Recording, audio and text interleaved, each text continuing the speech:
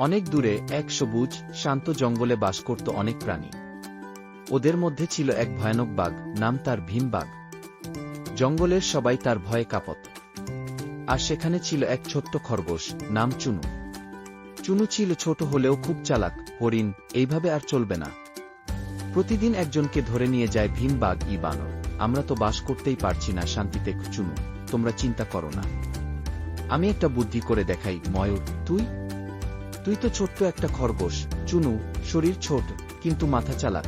ভীম বাঘ গর্জন করে, তোকে আসতে দেরি হলো কেন? খেতে তো চাই। চুনু ভয়ের অভিনয় করে, আমি তো ঠিক সময়ে রওনা দিয়েছিলাম, কিন্তু মাঝপথে এক বিশাল বাঘ এসে বলল, এই জঙ্গল আমার, তাই তো একটু দেরি হলো। কি ভীম বাঘ? কি? আমার জঙ্গলে আরেকটা বাঘ? চলো, আমাকে নিয়ে চল। চুনু নিয়ে গেল ভীম বাঘকে জঙ্গলের একটা পুরনো কুয়োর কাছে।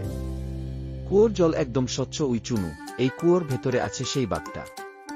দেখুন, নিচে তাকান। কি ভীম বাঘ কুয়োর জল দেখে, আহা, একদম আমার মতো দেখতে। ভয়ঙ্কর রাগী বাঘ গর্জন করে, তোকে আমি চিড়ে খেয়ে ফেলব। ন্যারেটর এবং ঝাপ জলের শব্দ। ভীম বাঘ কুয়োয় পড়ে যায়। কুয়োর ভেতরেই সে ফেসে যায়। সে চিৎকার করলেও কেউ তাকে উদ্ধার করে না। চুনু হাসতে হাসতে, চালাকি আর বুদ্ধির জোরই আসল শক্তি। ময়ূর, বাঁচলাম।